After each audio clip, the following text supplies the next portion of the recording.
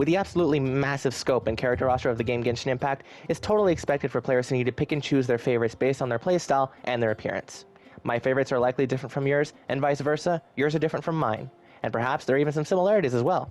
However, there is a side of the community that looks in depth at each character's kit and how they contribute to a team, specifically how effective they are in the Spiral Abyss. Me, however, I don't like the Spiral Abyss. I just play because of the dope characters and flashy animations. But I completely understand that there is a hierarchy of characters in Genshin with how effective they are in any normal day of completing commissions, spending resin, or beating bosses. So for this series of videos, I wanted to build out my personal tier list of characters based on how effective I think they are when looking at them objectively. I want to create this video series to serve as a basis for newer players who want to try out the game so they can have a better understanding of how certain characters stack up against one another in combat. And let me quickly say this is all meant for fun, and I do invite civil discussion in the comments. I just wanted to start making some videos on Genshin, as I feel like this is a nice place to start for me in terms of video making, to quickly touch on each character or tiers of characters. But with that out of the way, let's kick off this episode's spotlight character, Miss Outrider Amber from Mondstadt.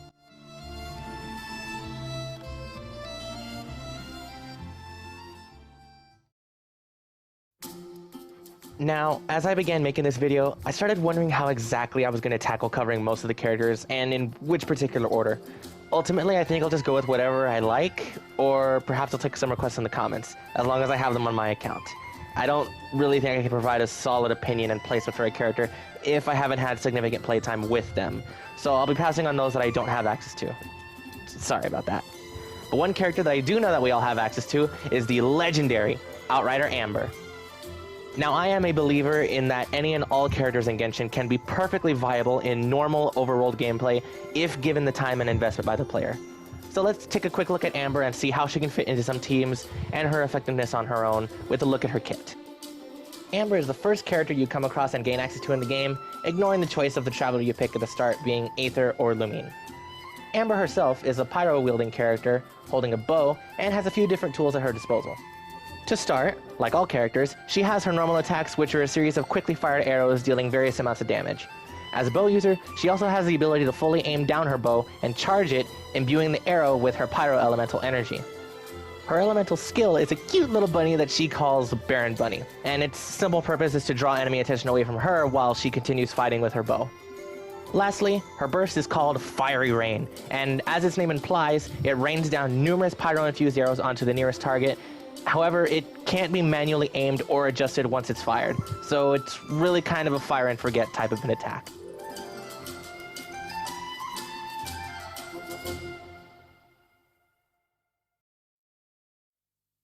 I'll be having some of my passive gameplay going on in the background so you guys can see how I personally use Amber in some specific teams, and it should give you a bit of an idea of how you can use her skill and her burst in combat and in tandem with other team members. For those who maybe want a little bit more insight into how my specific Amber is built, she's currently C3. I'm running 2-piece Glad and 2-piece Pyro, which gives her an attack boost and pyro damage boost. And the weapon that I'm using is actually Yelan's signature weapon, which gives her a massive boost to her attack whenever she's directly next to enemies, as well as just a massive crit damage boost. So that's what you'll be seeing in the gameplays.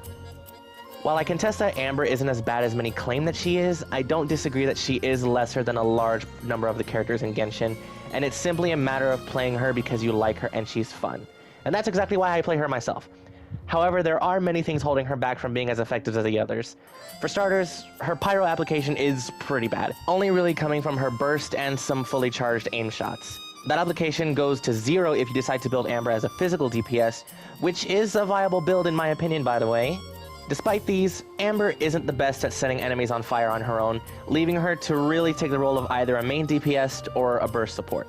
The first being exactly what it sounds like, focusing on charge shots or aim canceling to deal damage primarily, or using her as a burst support where she may occasionally drop the Baron Bunny and spam Fiery Rain every time it's available to her. If you would like to build Amber for that burst support and constantly have her rain hell on enemies, quite literally, I would recommend using artifact sets that dramatically boost her energy recharge as well as her burst damage. As a matter of fact, the only artifact set that really kind of fits that bill in terms of making Amber a burst support is the Emblem of Severed Fate from Inazuma. Its 2-piece bonus is an energy recharge bonus, and its 4-piece bonus set is one that increases the burst damage based on the wearer's energy recharge. So if you can get her energy recharge pretty high, that'll drastically increase the damage of her Fiery Rain burst. Of course, these are all just recommendations based on how I believe Amber could still be strong relative to other characters and how she would probably best fit given the few number of roles that she can realistically take on. But there really is no one single right way to build a character. As I said towards the beginning of this video, pretty much every character can be strong in their own way given the time and investment, and it just takes a little bit more effort from you to get Amber to that state. Now, as for possible teams that you can use with Amber, personally, I don't think there's anything wrong particularly that you could do with her. You could build her with some Pyro-specific teams. You could build her with Anemo since they swirl. If you want, you can even put some Dendro in there just for some Elemental Mastery burning and just to have a little bit of fun. Even overloading with Electro, or you can have a little bit of a mix-up with a bunch of the elements like you've been seeing in the background. In all honesty, I think Amber is probably one of the most flexible characters, at least in terms of concept, and the only thing that's holding her back is just the fact that her kit doesn't really have a lot of practical application and is largely underpowered compared to a lot of the other characters that could realistically do her job a little bit better than she does. Going back for a quick second, I will say that the physical build Amber that I mentioned earlier is actually 100% viable, at least in terms of the artifacts that I have for her. Her damage is pretty much equal to her Pyro version, and if you guys want to see a physical Amber spotlight from another content creator, I highly recommend that you go check out Rin Taicho over on YouTube, Twitter, and Twitch. She is an amazing Amber lover, one of the best Amber players out there that I have seen, and she's honestly just really sweet. So if you do go check her out, be sure to tell her that Mike sent you.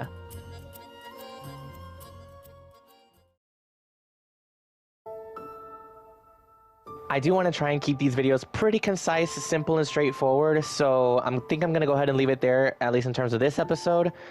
If you guys have any sort of requests or recommendations for any characters that you want me to cover in the future, be sure to leave it in the comments, and let me know if there's any further detail that you want me to go into in terms of characters, kits, artifact recommendations, or even weapons. I do know a lot about this game, a little bit too much for my own good, frankly, and I want to start making these videos because I have a lot of love and knowledge for this game that I want to share with more people.